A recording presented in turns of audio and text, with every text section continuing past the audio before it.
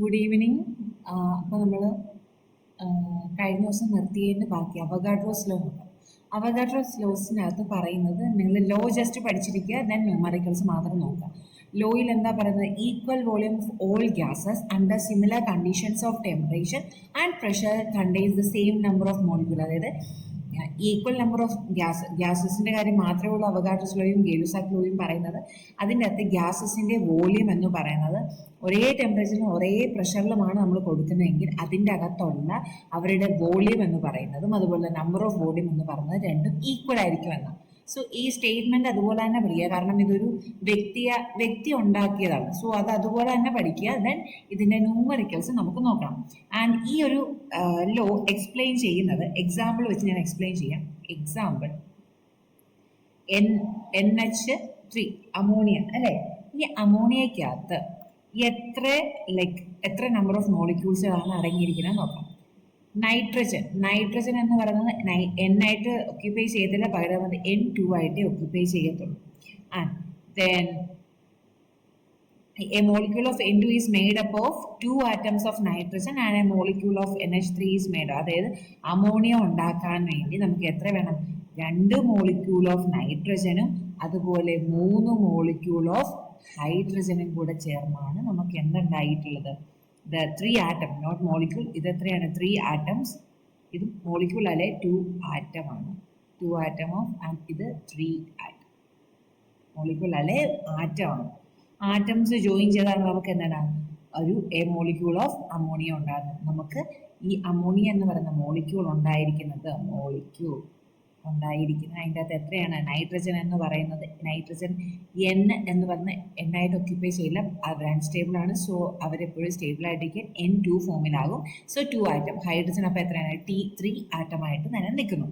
So atom എന്ന് പറഞ്ഞപ്പോൾ നമുക്ക് ഡിഫൈൻ ചെയ്യില്ല. അപ്പോൾ ആറ്റത്തിനെ നമുക്ക് ഡിഫൈൻ ചെയ്യണമെങ്കിൽ it is a smallest part of an element.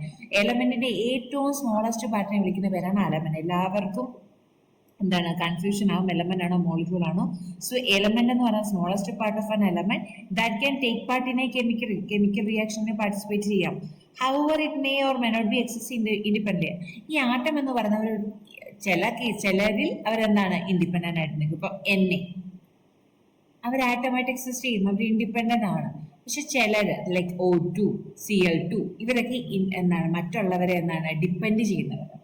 മനസ്സിലായോ? അവരൊരിക്കലും ഇൻഡിപെൻഡന്റ് അല്ല, അവരൊക്കെ ഡിപ്പെൻഡ് ചെയ്യുന്ന ആൾക്കാർ. അപ്പൊ ആറ്റം എന്ന് പറഞ്ഞ 2 രീതി പറയും. ചിലര് ഡിപ്പെൻഡന്റ് ആണ്, ചിലർ ഇൻഡിപെൻഡന്റ് ആണ്. മനസ്സിലായോ? ദെൻ ദ മോളിക്യൂളിനെ പറയണമെങ്കിൽ molecule is a smallest part of an element or a compound that can exist by itself. മോളിക്യൂളിന് എന്താണ്? മോളിക്യൂളായിട്ട് തന്നെ നിൽക്കാൻ സാധിക്കും. മനസ്സിലായോ? ആറ്റത്തിന് മാത്രമേ ഉള്ളൂ ചിലർ ആറ്റമായിട്ടും ചിലരെ മറ്റ് മോളിക്യൂൾ ഫോമിലോട്ട് കൺവേർട്ട് ചെയ്യുന്നത്.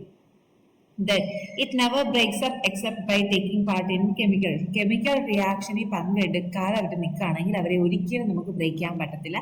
If they participated in a chemical reaction, then only we can break them into 2 halves. മനസ്സിലായോ? ദെൻ ആറ്റോമിസിറ്റി എന്ന് പറഞ്ഞാൽ ഇതിനൊക്കെ ഡെഫിനിഷൻ ജസ്റ്റ് ഓർത്തിരിക്കുക. ആറ്റോമിസിറ്റി എന്ന് പറഞ്ഞാൽ number of atom in a molecule of an element is called atom. അതായത് ഒരു മോളിക്യൂളിൽ അടങ്ങിയിരിക്കുന്ന, ഇപ്പൊ ഇവിടെ മോളിക്യൂൾ എത്രയായിരുന്നു? അമോണിയ ആയിരുന്നു. ഇപ്പൊ അമോണിയയിൽ അടങ്ങിയിരിക്കുന്ന ആറ്റംസിന്റെ എണ്ണത്തിനാണ് നമ്മൾ ആറ്റോമിസിറ്റി എന്ന് പറയുന്നത്. അപ്പൊ ഇവിടുത്തെ ആറ്റോമിസിറ്റി എത്രയാണ്? 5 ആണ്. 2 + 3 5 എന്ന് നമുക്ക് പറയാം. മനസ്സിലായോ? ബട്ട് ഈ ആറ്റോമിസിറ്റി തന്നെ നമുക്ക് ഡിഫറെന്റ് ആയിട്ട് ഡിവൈഡ് ചെയ്തിട്ടുണ്ട്. ഒന്ന് mono atomic mono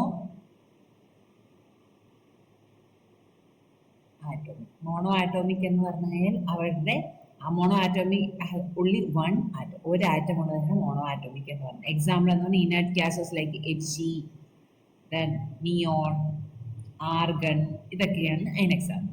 then next one diatomic. പേരിൽ തന്നെ ഡൈ എന്ന് പറഞ്ഞു കഴിഞ്ഞാൽ 2. അപ്പൊ ഡൈ ആറ്റോമിക് എന്ന് പറഞ്ഞു കഴിഞ്ഞാൽ 2 ആറ്റം വരുന്നത്. അതായത് എക്സാമ്പിൾ ഏതൊക്കെ? ഇപ്പൊ നമ്മൾ H2, Cl2, O2 ഇതെല്ലാം 2 ആറ്റംസുകൾ വരുന്നു. ദെൻ ട്രൈ ആറ്റോമിക് വരുന്നതോ? ട്രൈ ആറ്റോമിക് എന്ന് പറയുന്നത് ഓസോൺ, 3 ആറ്റം വരണം അവർക്ക്. എക്സാമ്പിൾ എന്നാണ് ഓസോൺ ആണ്. O3 വരും. O3 ഓസോൺ ആണ്. O3 എന്ന് പറഞ്ഞാൽ ഓക്സിജൻ ആണെന്ന് എഴുതി വെക്കല്, അതൊരു ഓസോൺ ആണ്, ഓസോൺ ഗ്യാസ്. ദെൻ അടുത്തത് ലൈക്ക് ടെട്രാ ആറ്റോമിക്. ടെട്ര എന്ന് പറഞ്ഞു കഴിഞ്ഞാൽ 4 ആറ്റോമിക് എന്ന് പറഞ്ഞാൽ 4 ആറ്റം വരുന്നതാണ് ടെട്രാ ആറ്റോമിക് എന്ന് പറഞ്ഞാൽ അത് എക്സാമ്പിൾ ഫോസ്ഫറസ് P4 ആണ്, ഫോസ്ഫറസ് P4 ആണ്. ദെൻ പെൻഡ ആറ്റോമിക് എന്ന് പകരം പെൻഡ ആറ്റോമിക് P5 ഒക്കെയാണ്, പക്ഷെ അതൊരിക്കലും ഈ P4ൽ നിന്ന് വന്നതാണ് P5, അതുകൊണ്ട് അങ്ങനെ എടുക്കാൻ പറ്റത്തില്ല. ദെൻ ഒക്ട ആറ്റോമിക് ഇത് കൂടുതലുണ്ട്, ബട്ട് ഇപ്പൊ നിങ്ങൾക്ക് ഇത്ര മാത്രമേ ഉള്ളൂ. ഒക്ട ആറ്റോമിക് എന്ന് പറഞ്ഞു കഴിഞ്ഞാൽ 6 അല്ല 8, 6 എത്രയാണ് ഹെക്സ് ആവണ്ടേ. അപ്പം 8 ആറ്റോമിക് വരുന്നതാണത്. അപ്പൊ സൾഫർ S8 ആണ് സൾഫർ വരുന്നത്.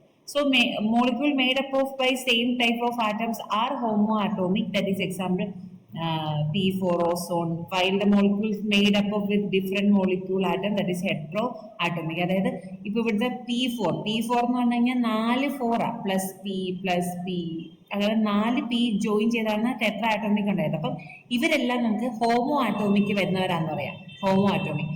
ഓസോൺ 3 ഓക്സിജൻ ജോയിൻ ചെയ്താണ് ഉണ്ടായിരുന്നത്. H2 2 H2, Cl2 2 Cl2, oxygen 2 O2. അപ്പൊ ഇങ്ങനെ ജോയിൻ ചെയ്യുന്നവരെയൊക്കെ നമുക്ക് ഹോമോ ആറ്റോമിക്, ഹോമോ എന്ന് പറഞ്ഞു കഴിഞ്ഞാൽ സെയിം, ഹോമോ ആറ്റോമിക് എന്ന് വിളിക്കാം. ഇനി ഹെട്രോ ആറ്റോമിക് എന്ന് പറഞ്ഞു കഴിഞ്ഞാൽ നേരെ ഓപ്പോസിറ്റ്, HCl ഒരു ഹെട്രോ ആറ്റോമിക് ആണ്. ദെൻ NH3 നമ്മളിപ്പോ നോക്കിയ എക്സാമ്പിൾ NH3, ഇതെല്ലാം ഹെട്രോ ആണ്. കാരണം അവിടെ 2 ഡിഫറെന്റ് ഗ്രൂപ്പ്സ് ഓഫ് ആറ്റംസുകളാണ് വന്നത്. എന്നും മോളിക്യൂൾസ് ആണ്, എന്നും എച്ചും ആണ് വന്നിരിക്കുന്നത്. മനസ്സിലായോ? സോ നമുക്ക് ഇനി ന്യൂമറിക്കൽസിലേക്ക് പോകാം. Example based on Avogadro's law. അതായത് അവഗാഡ്രോസ് ലോ ബേസ് ചെയ്തിട്ടുള്ള എക്സാമ്പിൾസുകൾ അല്ലെങ്കിൽ ന്യൂമറിക്കൽസ് കമ്പാരിറ്റീവ്ലി ഗേലുസാക്കിനെ വെച്ച് നോക്കുമ്പോൾ കമ്പാരിറ്റീവ്ലി വളരെ ഈസിയാണ്. സോ ഞാൻ ക്വസ്റ്റ്യൻ വായിക്കാം, ടെക്സ്റ്റ് ബുക്കിലേ നോക്കുക. Under same conditions of temperature and pressure you collect 2 liters of carbon dioxide, 3 liters 2 liter of carbon dioxide CO2, and then 3 liters of chlorine, 3 liters of Cl, then 5 liter of hydrogen, 5 liter of hydrogen H2 Cl2, then 4 liters of nitrogen, 4 liter of nitrogen N2, and 1 liter of sulfur dioxide, 1 liter of SO2 sulfur dioxide. In which gas sample will be there? In which gas sample will be there greater number of, in which of this gas the greater number of molecules will be there and the least will be in which? So we have to find. എനിക്ക് തോന്നുന്നു നിങ്ങൾക്ക് മനസ്സിലായി എന്ന്. ഇതിൽ ഏറ്റവും greatest number of molecules എവിടെയാണോ ഉള്ളത്, ഏറ്റവും ലീസ്റ്റ് എവിടെ ആയിരിക്കും ഉള്ളത്. സോ ഞാൻ തുടക്കത്തിൽ പറഞ്ഞു, നമ്പർ ഓഫ് ആറ്റംസിന്റെ എണ്ണം, number of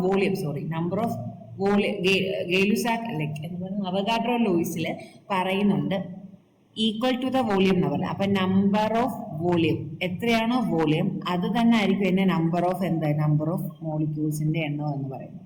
so greater number of molecules നോക്കുമ്പോൾ ഇതിൽ ഗ്രേറ്റർ ആയിട്ടുള്ള വോളിയം ആർക്കാണോ ഉള്ളത്, ഹൈഡ്രജൻ ആണ്. സോ ഇതാണ് ഗ്രേറ്റർ, ഹൈഡ്രജൻ ആണ് ഗ്രേറ്റർ.